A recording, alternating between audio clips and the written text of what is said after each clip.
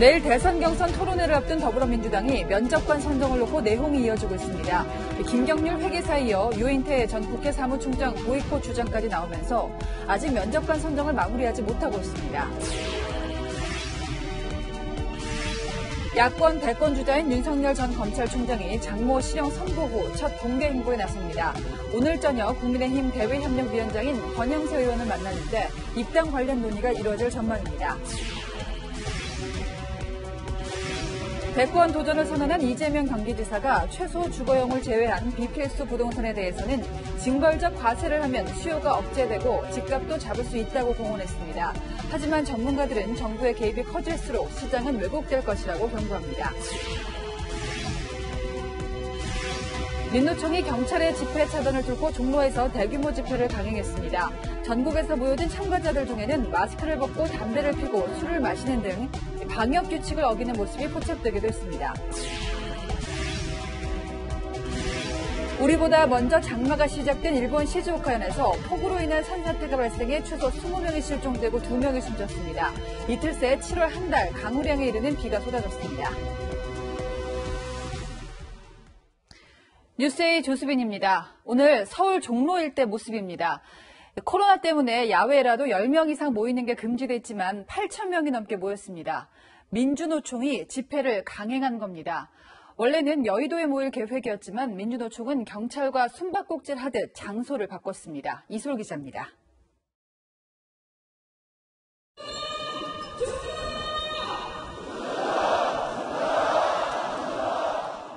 민노총 조합원들이 도로를 기습 점거하고 구호를 외칩니다.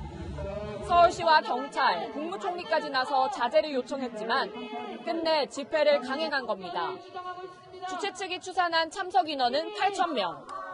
종로와 을지로 일대를 행진하며 2시간 가까이 집회를 벌였습니다.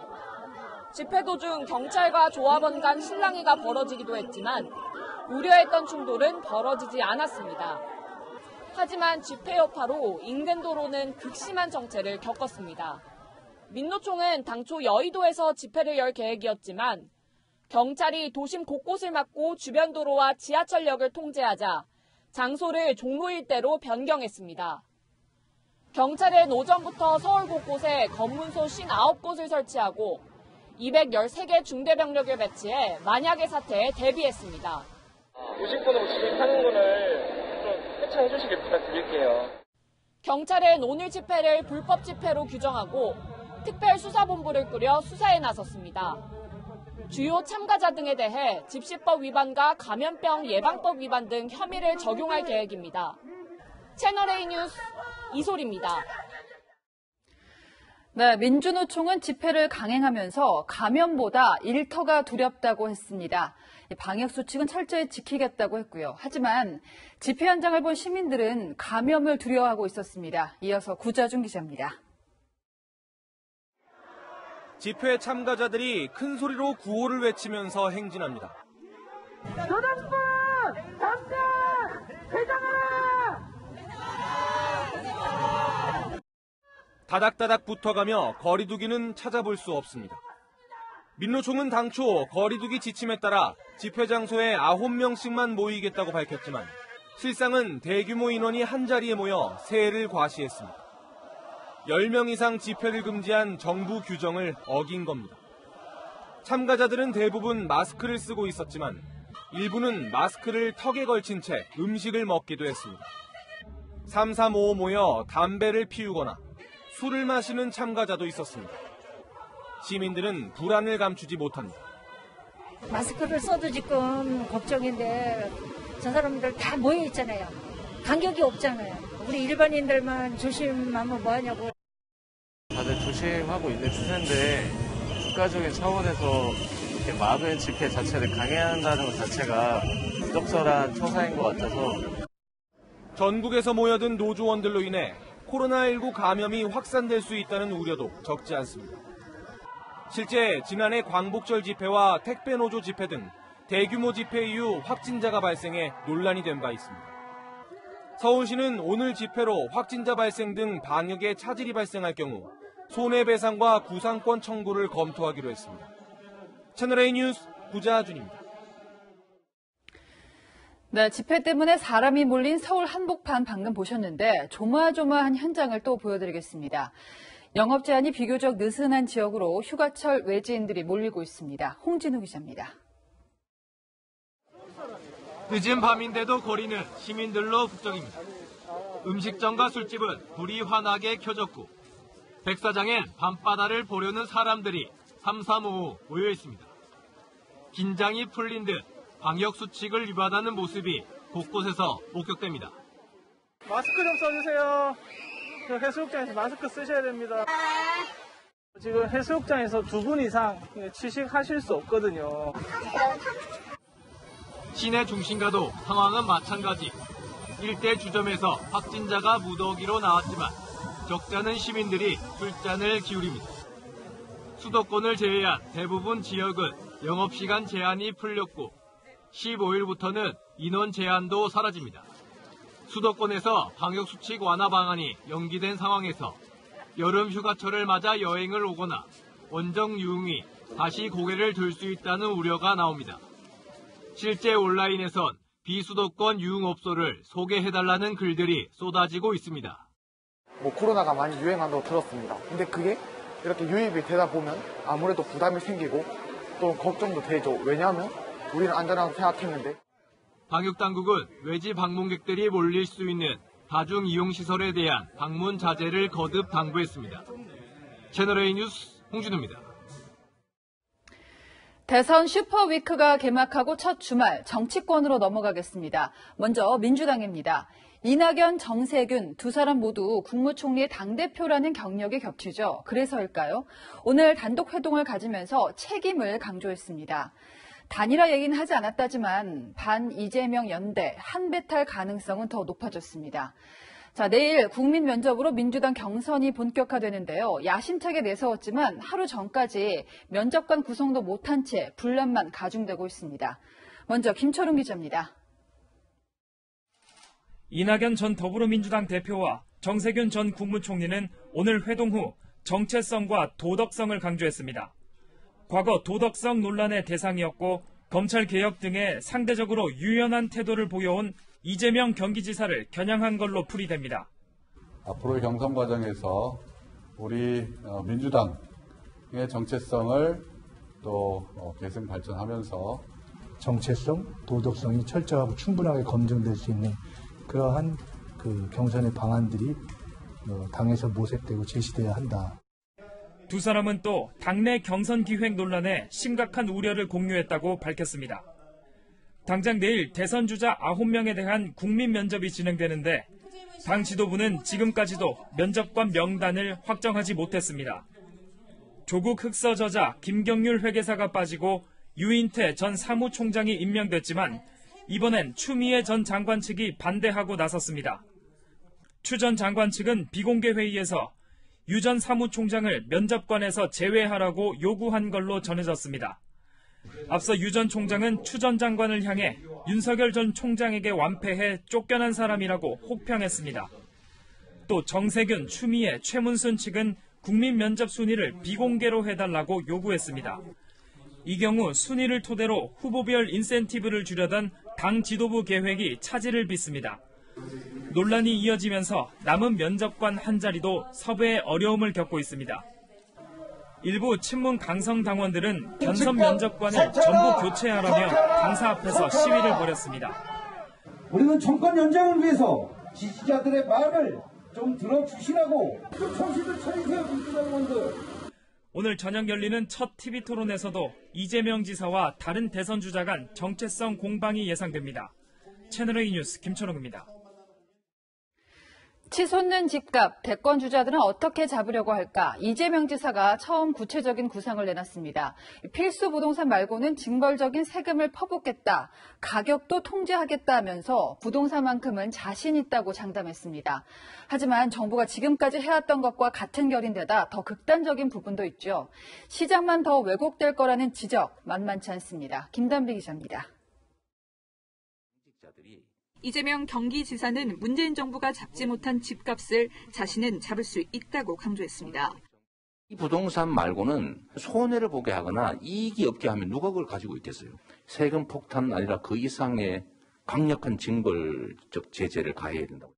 실거주 주택이나 기업체의 공장, 창고 외에는 모두 비필수 부동산으로 분리하고 여기엔 취득세, 보유세, 양도세 등 각종 세금 폭탄을 퍼부어 시장에 내놓게 하고 부동산을 갖겠다는 욕망과 수요도 억제하겠다는 겁니다. 또 정부가 집값 상하선을 정해놓고 시장에 적극 개입해 가격을 통제하겠다는 구상도 내놨습니다. 이게 이제 최대 허용선이라면 최하 허용선 이하로 떨어지지 않도록 전 주택관리 매입공사라는 걸 만들어서 일정 가격 이하로 떨어질 때는 다 매입해서 공공임대로 전환하는 거죠. 여기다 앞으로 짓는 모든 공공주택을 분양 전환 없이 임대로만 공급하면 집값은 잡힌다는 겁니다. 하지만 전문가들은 자유시장 경제에 역행하는 현실성 없는 구상이라고 비판합니다. 재산을 공제로 나누어서는 안 된다고 얘기하는 거예요. 이게 포퓰리즘이에요. 어느 정도가 상한선이고 또 어느 정도가 하한선이고 이것도 기준이 없을 뿐더러 현실적으로 그 예산이라든지 자금이라든지 이런 것들이 가능할 것 같지가 않아요. 또 정부가 통제하고 개입할수록 시장 왜곡은 더 심해질 것이라고 우려합니다. 채널A 뉴스 김담비입니다.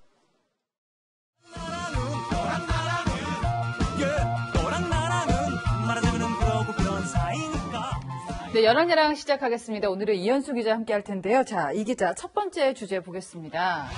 자, 대선판이라는 것 자체가 매일매일이 전쟁 같은데 좀 눈여겨보게 된 전쟁이 벌어지고 있죠? 네, 역사 전쟁입니다. 자, 그 전쟁 누가 시작했습니까? 네, 논란은 그제 출마 선언 직후에 고향인 안동을 찾은 이재명 경기지사의 발언에서 시작됐습니다. 직접 들어보시죠.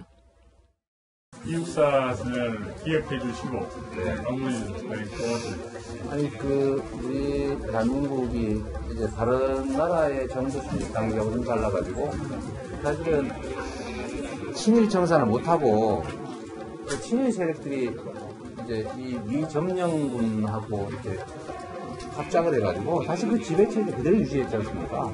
깨끗하게 나라가 출발되지 못해서. 근데 공교롭게도 그 직전에 김원웅 광복회장도 점령군이라는 표현을 써서 이제 논란이 됐었는데 바로 이런 얘기가 나왔습니다. 이 표현 미점령군 깨끗하게 출발하지 못해서 야권에서 바로 공격에 들어갔죠. 네, 야권에서는 이 지사의 역사 인식에 문제가 있다면서 공격을 퍼부었습니다. 원희룡 제주지사는 미국이 점령군이면 우리가 미국이 아닌 소련 편에 섰어야 했느냐고 했고 유승민 전 의원은 주한미군에 대한 입장은 뭐냐고 되물었습니다. 황교안 전 미래통합당 대표는 역대급 막말이라고도 했습니다. 민주당 내에서도 우려의 목소리가 나왔는데요. 최근 이 지사를 겨냥해서 강경 발언을 내놓고 있는 정세균 전 국무총리는 민주당 대통령들은 단 한 번도 이런 식의 불안한 발언을 하지 않았다고 지적했습니다. 이 지사가 불안한 발언을 했다는 게 이제 정세균 전 총리 얘기인데 이 지사가 뭐 가만히 있진 않았을 거고요. 네, 오늘 의도적 왜곡이다. 그리고 마타도어식 공세라면서 강하게 반발을 했습니다. 점령군 표현은 해방 후 1948년 8월 15일 대한민국 정부 수립 전에 있었던 일을 말한 거고 깨끗하게 출발하지 못했다는 건 친일 잔재가 제대로 청산되지 않았다는 걸 지적했다는 겁니다. 또 자신을 비판한 야권 인사를 향해서 역사 지식의 부재부터 돌아보라며 역공을 펼쳤습니다. 네. 이에 오세훈 서울시장이 철진한 운동권의 왜곡된 역사관이라고 다시 맞받아치는 등 유력 대선 주자들의 역사관을 둘러싼 논란은 당분간 이어질 전망입니다. 네. 다음 주제 보겠습니다. 자, 장모와 사위 사이. 자, 윤석열 전 검찰총장의 장모가 법정 구속됐는데 이걸 두고 여야가 장모 사이가 어떤 사이냐 서로 좀 다르게 따지고 있습니다. 네, 의견이 완전히 다른데요. 먼저 더불어민주당 장모와 사위는 경제 공동체라고 했습니다. 본인께서 최순실 박근혜를 구속 기소하실 때 썼던 논리가 경제 공동체 이론, 묵시적 동이론이었습니다. 자신의 부인과 또 장모와의 관계이기 때문에 사실상 경제 공동체 논리가 적용될 수도 있는데 네, 강병원 민주당 최고위원은 윤 전 총장의 대국민 사과를 요구하기도 했습니다. 윤 전 총장도 장모 문제 책임이 있다는 건데 국민의힘은 윤 전 총장을 옹호했어요. 네, 국민의힘은 장모와 사이의 관계를 이렇게 규정했습니다. 본인의 문제가 아니고 장모님의 문제인데다가 사위는 100년 손님 아닙니까? 재판 진행 상황도 이제 1심 판결이고 네, 김근식 전 국민의힘 비전전략실장은 SNS에 국가대표 출신 축구 선수를 언급하면서 어머니가 사기죄로 수감되는 게 그 선수의 잘못이냐면서 하물며 장모의 일이라고 했습니다. 장모가 실형을 받은 걸 두고 왜 사위가 책임을 져야 하냐 이거잖아요. 네, 그렇죠. 윤 전 총장의 장모 최모 씨는 요양병원을 세워서 비영리로 운영하는 것처럼 꾸민 뒤 요양급여 23억 원가량을 편취한 혐의를 받고 있죠. 윤 전 총장 관련 여부는 아직 드러난 게 없는데요. 각자 유리한 쪽으로만 하는 정치적 해석이 과연 대선 주자 검증에 도움이 될까 싶습니다. 네, 지금까지 여론야랑이었습니다.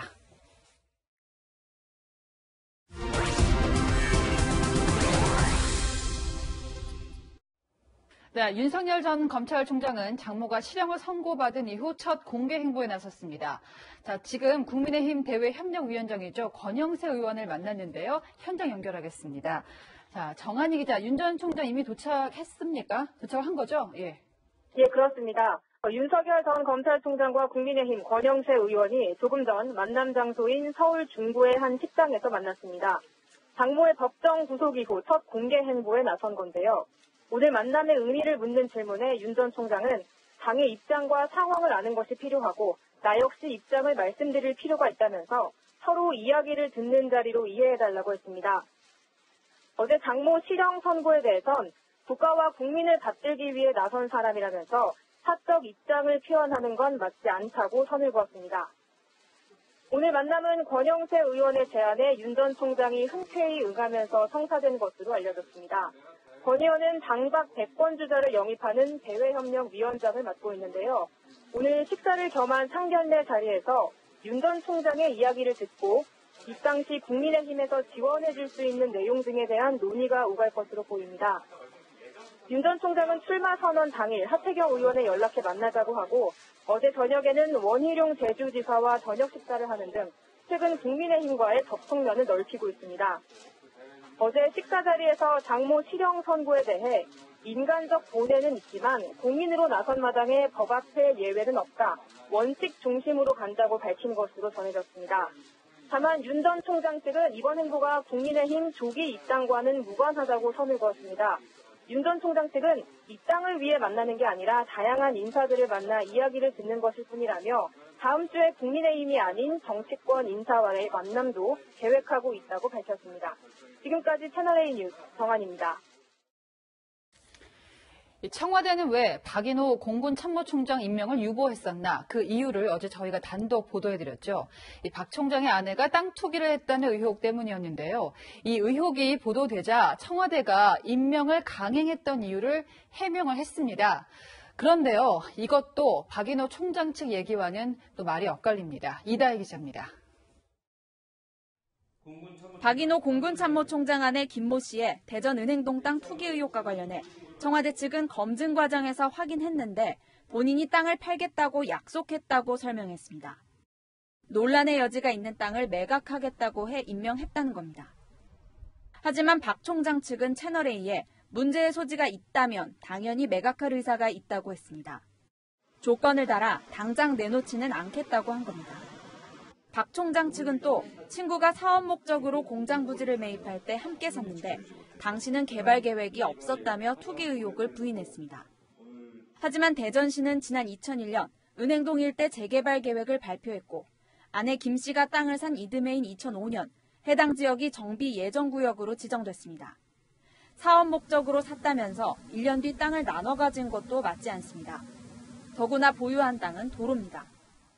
재개발 구역 안에 있는 도로인 토지 중에서 일정 면적 이상인 토지를 재개발 투자를 하시는 분들이 투자 대상으로 많이 삼고 있기는 합니다. 국민의힘은 쪼개기 매입 의혹에도 청와대가 임명을 강행했다며 비판했습니다. 계속해서 인사 검증에 대해서 문제가 제기되고 있는데 혼란이 가중되고 국민들의 우려가 크기 때문에 인사 라인의 즉각적인 교체가 필요하다. 아내 김 씨는 강원도 철원의 993제곱미터의 임야도 소유하고 있습니다. 2005년 9월에 산 건데 당시는 남북 화해 분위기로 접경 지역 투자가 활발하던 시기였습니다. 채널A 뉴스 이다혜입니다. 네, 얼마 전에도 현재 고교 교사가 천안함 사태를 비하하는 일이 있었습니다만 우리 교실에서 과연 정치 중립이 지켜지는가 의문을 갖게 하는 일이 또 있었습니다. 윤석열 X파일 결론도 안 난 논란이 버젓이 시험 문제로 출제됐습니다. 허욱 기자입니다. 지난 1일 전북 지역 한 고교 2학년 학생들이 치른 생활과 윤리 과목 시험지입니다. 공직자에게 필요한 덕목을 서술하라는 4번과 5번 문제. 그런데 윤석열 전 검찰총장의 X파일과 이준석 국민의힘 대표의 병역 논란 등 쟁점을 염두에 두라는 예시가 담겨 있습니다. 문제를 낸 교사는 지난 3월부터 해당 과목을 가르친 기간제 교사로 학생 70여 명이 해당 시험을 치렀습니다. 논란이 불거지자 해당 교사는 문제 이해에 도움을 주기 위해 예시를 넣었는데 생각이 짧았다며 사과한 것으로 알려졌습니다. 학교 측은 긴급 회의를 열고 진상 파악에 나서는 한편 다음 주 해당 과목에 대한 재시험을 치르기로 했습니다. 정치적인 그 부분에다가 이렇게 줄을 이렇게 그어가지고 원안을 제출하셨더라고요. 그 부분을 이제 지우라고 했는데 이 선생님께서는 내용을 지우라는 게 아니고 그 줄 그은 거를 지우라고 한 걸로 잘못 알아들었다고. 하지만 사실관계가 확인되지 않은 부분을 예시로 들면서 학생들에게 정치 편향성을 심어줬다는 지적은 피할 수 없게 됐습니다. 채널A 뉴스 허욱입니다. 올여름 장마가 시작됐습니다. 장맛비를 몰고 오는 구름대가 일본을 지나서 오늘 제주도를 시작으로 전국에 비를 뿌리고 있는데요. 기록적인 늦장마지만 위력은 심상치 않습니다. 우리보다 먼저 물폭탄을 맞은 일본에서는 순식간에 산이 무너졌습니다. 도쿄 김범석 특파원입니다.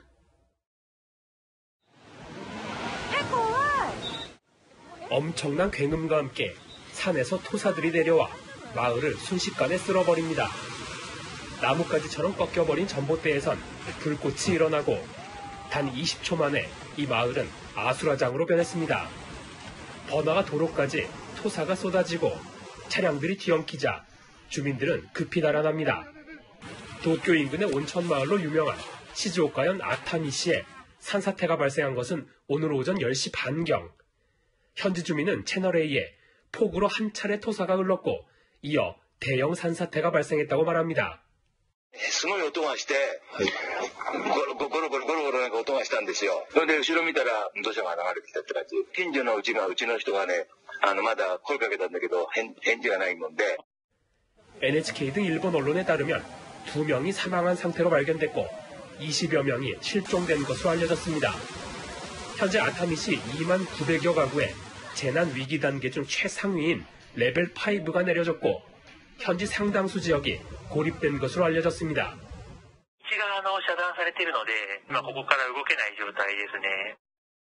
지난주 수도권 지역에 본격 장마가 시작됐는데 특히 이 지역엔 이틀 만에 7월 한 달 평균 강우량을 70mm 웃도는 315mm의 비가 쏟아졌습니다. 전문가들은 특히 지반이 약한 산간 지역에 집중호우까지 겹쳐 대형 사고로 이어진 것으로 보고 있습니다. 내일도 비가 내릴 전망이어서 추가 피해 우려도 예상되고 있습니다. 도쿄에서 채널A 뉴스 김범성입니다. 네, 최근 한 고등학교 남학생이 극단적인 선택을 했는데 따돌림을 당한 것으로 알려졌습니다.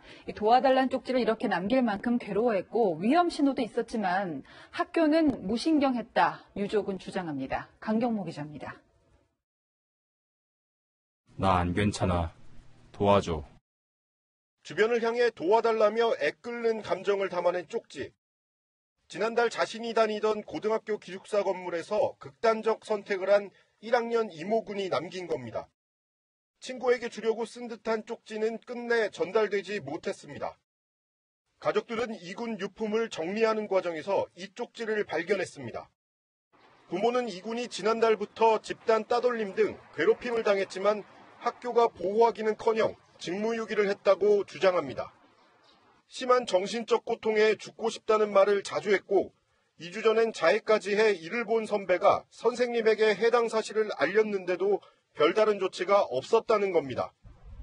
부모는 아들의 사망 원인을 규명해달라며 학교 측에 학교폭력 여부를 조사해달라고 요청하고 따돌림을 주도한 학생 3명을 경찰에 고발하기로 했습니다. 확인이 된 바가 없고 학교에서 이제 알아봐야 될 사항인 거고요. 학폭 접수를 하셨고 앞으로는 절차에 따라서 진행이 될 거다. 학교 폭력 조사를 통해 진실이 밝혀지고 이군의 억울함이 풀릴 수 있을지 주목됩니다. 채널A 뉴스 강경모입니다.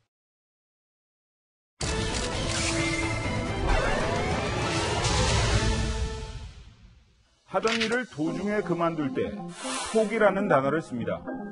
그런데 이 포기 대상이 사람이었을 때는 어떤 일 때문에 사람을 포기까지 하게 됐는지 그 이유를 두고 다양한 해석이 나옵니다. 흥국생명 여자배구단이 이재영, 이다영 쌍둥이 자매의 선수 등록을 최종 포기했습니다. 학교폭력 논란에 휩싸인 지 4개월, 쌍둥이 자매는 뒤늦게 억울하다는 입장을 내놨습니다. 21가지에 달하는 학교폭력 의혹 가운데 가장 논란이 됐던 흉기 협박 부분에 대해선 배구부 동료에게 흉기를 든 건 맞지만 휘두른 적은 없다고 해명했습니다. 학교폭력의 공소시효는 끝났습니다. 하지만 이들의 해명을 보면서 또 한 번 상처를 입었을 피해자들에겐 공소시효라는 건 없을 겁니다.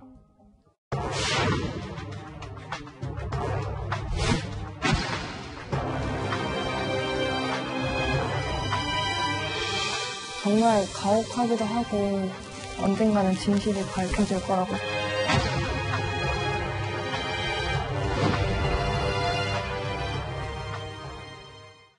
네, 이재영, 이다영 쌍둥이 배구 선수 얘기입니다. 최근 언론 인터뷰에서 억울하다 이런 입장을 밝혔는데요. 해명을 두고 더 큰 논란이 일고 있죠. 네, 그렇습니다. 이들의 학교폭력 의혹이 불거진 건 지난 2월입니다. 피해자들이 올린 폭로글에는 쌍둥이 자매가 배구 부원들을 수시로 폭행하고 돈을 빼앗은 것은 물론이고 특히나 쌍둥이 자매가 심부름을 시켰는데 거부를 하자 흉기로 협박을 하기도 했다는 내용이 포함되어 있었습니다. 평생 자숙하며 살겠다면서 자필 사과문까지 냈던 쌍둥이 자매. 네. 하지만 4개월이 지난 시점에서 피해자들의 주장이 과장됐다면서 반박하고 나섰습니다. 어렸을 때 제가 돼가지고 뭐 목에 찔렀다, 뭐 피가 났다, 벽에 했다 그런 일들은 전혀 없었던 사실이고 그거를 제가 들고 그냥 욕을 한 것뿐이었어요. 네, 그러니까 이다영 선수의 주장은 화가 나서 흉기를 든 건 맞지만 휘두르지는 않았다는 겁니다. 이 발언을 두고 인터넷상에선 흉기를 들고 있는 것만으로도 상대방이 느꼈을 공포는 생각하지 못하냐는 등의 비난 여론이 들끓고 있습니다. 흉기를 들고 욕을 한 것뿐이 아닌 거죠. 근데 문제의 소지가 될 수가 있는데 왜 갑자기 조용히 있다 이런 해명을 했을까요? 네, 저렇게 보면요. 흉기를 들고 욕설을 한 자체만으로도 협박죄 등의 처벌을 받을 수가 있습니다. 하지만 현재 25살인 쌍둥이 자매가 중고등학교 재학 당시에 저런 일을 저질렀다고 하면 공소시효는 이미 지났습니다. 그런데 지금 와서 이런 해명을 왜 내놓았을까? 전문가는 이렇게 분석했습니다. 분명 이 자매들은 배구계로 돌아오고 싶겠죠. 피해자가 말했는 정도보다는 낮은 정도의 학교 폭력의 가해자였지 모든 국민들이 생각하기에 그만큼 비난받아야만 하는, 영구 제명돼야만 하는 학교 폭력의 가해자는 아니다라는 걸 강조하기 위한 것이라고 생각합니다. 그런데 이게 끝이 아닙니다. 이재영, 이다영 쌍둥이 자매 피해자들을 명예훼손으로 고소까지 했습니다. 자기들도 잘못했지만 자기들도 명예훼손이 있었다. 이렇게 주장을 하면서 피해자들도 잘한 게 없고 오히려 나도 피해를 입은 게 있으니까 적당하게 조정하거나 이런 취지가 아닌가 싶어요. 자, 그런데 사건이 터졌을 때 자필 사과문도 냈었잖아요. 그렇다면 그 진정성도 의심이 되는데요. 네, 소속팀이었던 흥국생명 측이 21가지 의혹 중에 하나라도 맞으면 무조건 사과문을 써야 한다면서 강요를 했다고 주장했습니다. 그런 문구도 저희한테 어떻게 써야 되는지 글귀를 다 보내줘서 그대로 받아 적어서 썼거든요. 그렇게 해야 빨리 무마가 된다. 네, 논란이 확산되자 이들의 복귀를 추진하던 흥국생명은 결국 선수 등록을 최종 포기했습니다. 흥국생명은 지난해 이재영과 18억 원, 이다영과 12억 원의 3년 계약을 맺었는데 1년 만에 선수들의 권리를 포기한 겁니다. 보니까 김연경 선수랑도 불화설이 있었잖아요. 여기에 대해 질문하니까 그 얘기는 나중에 하겠다라고 얘기해서 이걸 두고도 뒷말이 나오고 있는데 때로는 그 사실 자체보다도 태도가 사람이 사람을 판단할 때 더 큰 영향을 미치는 것 같습니다. 사건을 보다 최석호 기자였습니다.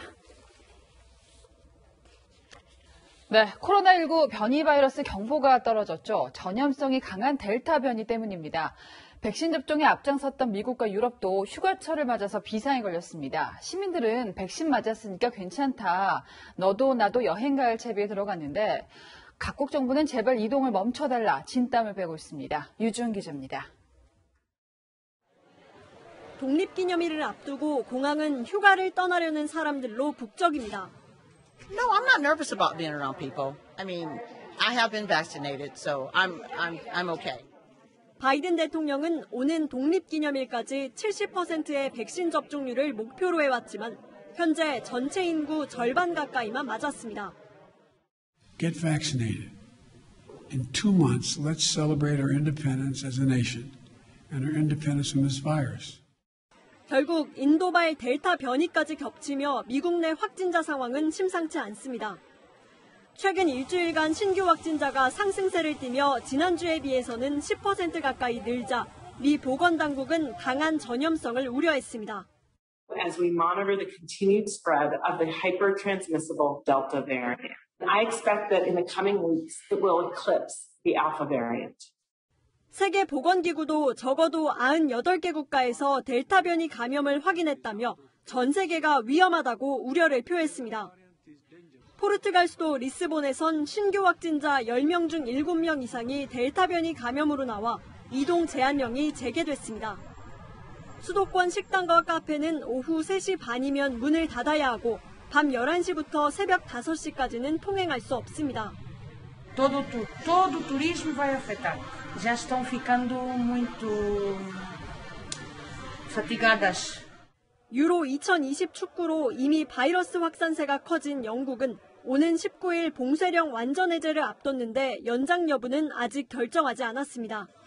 채널A 뉴스 유주은입니다.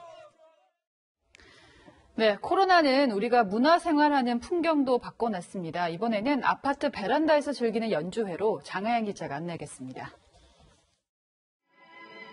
주말 오후 서울의 한 아파트 단지. 익숙한 음악이 단지 안을 가득 메웁니다. 순식간에 무대 주변이 관람석으로 변했고 온 가족이 발코니에 모여 감상하는 경우도 있습니다. 이동식 공연 차량을 이용해 집 앞으로 찾아온 음악회가 주민들은 반갑기만 합니다. 단지 내로 와주셔서 같이 공연을 해주시니까 저희 주민들 입장에서는 이렇게나마 문화생활을 할 수 있어서 좋은 것 같습니다. 실력은 아마추어지만 마음만은 프로. 직접 집콕 연주회를 열고 답답한 마음을 달래는 사람들도 있습니다. 조그만 사업을 하다가 이제 코로나 여파로 요즘 잠시 쉬고 있습니다. 방구석에서 찍는 거라 장비가 별로 없습니다. 서울시가 연 비대면 아마추어 기타 경연대회엔 지난해 5월부터 115명이 참여했습니다. 예선을 통과한 11명은 오늘 오프라인 결선을 치르기도 했습니다. 코로나19가 시민들의 문화생활 모습도 바꿔놓고 있습니다. 채널A 뉴스 장하연입니다. 태양광 에너지는 친환경적이지만 패널 설치한다고 산을 밀어버리면 그 방법은 반환경적인 거죠. 특히 비 내릴 때마다 산사태 날까 봐 걱정인데요. 안건우주 기자가 똑똑하게 태양광 발전하는 방법을 취재했습니다. 산과 들, 저수지, 바다까지 전국토를 뒤덮고 있는 태양광 패널. 지난해 전국의 산지 태양광 발전 시설에서 발생한 산사태는 상황이 이렇다 보니 난개발과 환경 파괴 없이 기존 시설을 활용한 스마트 태양광이 주목을 받고 있습니다. 기업들은 저마다 실험적인 건축물로 대안을 찾는 중, 그중에서도 서울 중심부에 있는 국내 한 대기업 빌딩을 찾아가 봤습니다. 여기가 하루 중에서 해를 가장 많이 받는 남향입니다. 빌딩을 보시면 빌딩 곳곳에 숨은 그림 찾기처럼 태양광 패널이 숨어 있는 걸 볼 수 있습니다. 햇빛을 가장 잘 흡수할 수 있는 각도로 창문 사이사이 패널이 설치돼 있고 건물 옥상에도 줄지어 깔려 있습니다. 하루에 약 300kWh 사무실 조명 부분을 커버할 수 있는 양을 생산하고 있습니다. 해만 떠 있으면 거대한 빌딩도 발전소가 됩니다. 외벽에 쓰이는 거대한 태양광 패널 크기를 줄이면 달리는 발전소도 가능합니다. 달리는 발전소는 바로 전기차. 볕을 가장 많이 받는 차량 지붕에 태양광 패널만 달면 됩니다. 솔라루프엔 지별판이 촘촘하게 깔렸는데 바깥에 세워만 둬도 자동으로 충전됩니다. 지금 해가 나오고 있거든요. 그러니까 지붕에 있는 태양광 패널을 통해서 충전이 되고 있다고 이렇게 나오네요. 한낮엔 도로를 달리기만 해도 전기가 만들어집니다. 예전에는 태양광 패널에서 생산된 전력을 태양광 패널과 연결된 배터리로 보냈다가 주행용 배터리로 보냈거든요. 그런데 2차부터는 패널에서 생산된 전력을 바로 주행용 배터리로 보낼 수 있으니까 효율이 좋아졌죠. 최근 국내외에선 아예 유리처럼 투명한 태양 전지판도 속속 개발되고 있는 상황. 창문을 투명 전지판이 대신하고 효율도 지금보다 훨씬 좋아진다면 머지않아 태양광은 도심 속 청정 에너지원이 될 수 있습니다. 채널A 뉴스 안건입니다. 10m 높이에서 뛰어내리는 극한의 스포츠, 바로 다이빙인데요. 이번 도쿄올림픽에는 용감한 형제 선수들이 나갑니다. 염정원 기자가 만났습니다. 5m, 7.5m, 10m. 다이빙대에 올라 멋지게 뛰어내립니다. 네 형제 중 큰형을 빼곤 모두 다이빙을 하는 삼형제입니다. 10m 높이에서 마치 한 몸처럼 기술을 선보인 둘째 김영남. 동료 우하람과 함께 한국 다이빙 사상 처음으로 올림픽 10m 플랫폼 싱크로 종목에 출전합니다. 셋째 김영택도 10m 플랫폼 개인전 티켓을 따냈습니다. 울모지나 다름없는 한국 다이빙에서 형제가 올림픽에 나가는 것도 처음입니다. 동생이랑 나갈 수 있어서 너무 좋고 처음 올림픽이기 때문에 긴장도 많이 되고 쉽사리 익숙해지지 않는 10m 위에서의 공포. 두 동생은 형을 따라 다이빙의 매력에 푹 빠졌습니다. 어쩌다 같이 따라다니면서 배우다 보니까 뛰고 나서 성취감? 이게 매력이라서. 고등학생 막내도 올림픽을 꿈꾸는 기대주입니다. 다이빙 대표팀은 이번 올림픽에서 역대 가장 많은 5개 종목에 출전합니다. 올림픽에서 좋은 성적 거두고 오겠습니다. 대한민국 다이빙 화이팅! 채널A 뉴스 염정원입니다. 요즘 스마트폰 하도 보니까 어깨에 굽은 분들 많죠. 저도 고민인데요. 난 어떤가 확인할 수 있는 동작이 있습니다. 뉴스 보면서요. 여러분도 따라해 보시죠. 윤승호 기자입니다. 등이 굽고 어깨가 말려있는 라운드 숄더. 정도의 차이는 있지만 대다수 국민이 갖고 있는 증상입니다. 이 등이 이렇게 벌어지면서 동그랗게 말리고 상체가 이렇게 구부러지게 되면 라운드 숄더라고 하게 됩니다. 간단히 진단할 수 있습니다. 기마 자세로 벽에 기대고 팔을 W자로 밀착한 뒤 위로 올리면 정상입니다. 벤치프레스를 하는 것보다 더 어려울 거예요. 지금까지 여러 운동을 봤는데 이 운동은 되게 쉬운 것 같아요, 지금. 그래서 촬영 스태프가 해봤습니다. 팔을 올리신 다음에 도무지 팔을 올리지 못합니다. 라운드 숄더가 있는 사람과 없는 사람은 확연히 달랐습니다. 교정은 크게 굽은 등을 펴고 올라간 어깨뼈를 내리고 벌어진 어깨뼈를 모아주는 3가지 과정으로 이루어집니다. 모든 운동이 그렇듯 근막 이완으로 뭉친 근육부터 풀어주고 스트레칭으로 근육을 늘리고 당겨줍니다. 그리고 나서 근력 운동을 합니다. W자에서 팔을 올리는 동작과 Y자 운동은 등을 펴주는 근력 운동 30도 정도 나와야 하는데 라운드 숄더가 있는 사람은 처음엔 거의 0도에 가깝습니다. 밴드를 아래로 잡아당기면 날개뼈를 내릴 수 있습니다. 자세가 중요합니다. 손으로만 당기는 동작이 생기면 보통 이렇게 올라가게 됩니다. 라운드 숄더가 더 심해지죠. 더 망치는구나. 밴드를 X자로 당기면 날개뼈가 가운데로 모아집니다. 이 전 과정을 한 달 정도 하면 등이 반듯해집니다. 라운드 숄더는 겉보기에도 안 좋지만 목 디스크나 척추 질환으로 연결되기 때문에 반드시 교정해야 합니다. 채널A 뉴스 윤승옥입니다. 오늘 전국이 일제히 장마의 영향권에 들어갔습니다. 서울의 모습인데요. 늦게 시작된 올해의 장마 벌써 심상치 않습니다. 특히 오늘 밤 긴장하셔야겠습니다. 늦은 밤부터 기세가 더 강해져서 시간당 50mm꼴로 내리겠습니다. 그에 따라 이미 호우주의보가 내려진 충남 해안과 경남 해안에 이어서 중부와 제주 남부 역시 호우주의보의 영향권에 들겠습니다. 게다가 강한 돌풍도 몰아칩니다. 특히 서해안과 제주, 부산과 울산에선 각별한 주의가 필요하겠고요. 해상의 물결은 최고 4m까지 매우 높게 일겠습니다. 내일 낮까지 비가 많게는 100mm, 더 많이 올 경우 150mm까지 내리겠고요. 대부분 내일 낮에 그치겠지만 중부 내륙은 모레 오전까지, 제주는 모레까지 이어지겠습니다. 내일 전국 대부분의 지역에선 30도를 밑돌겠고 대구와 포항은 30도를 넘어 무덥겠습니다. 날씨였습니다. 네, 폭우 피해 없도록 단단히 조심하시고요. 저는 내일 뵙겠습니다. 내일도 뉴스입니다.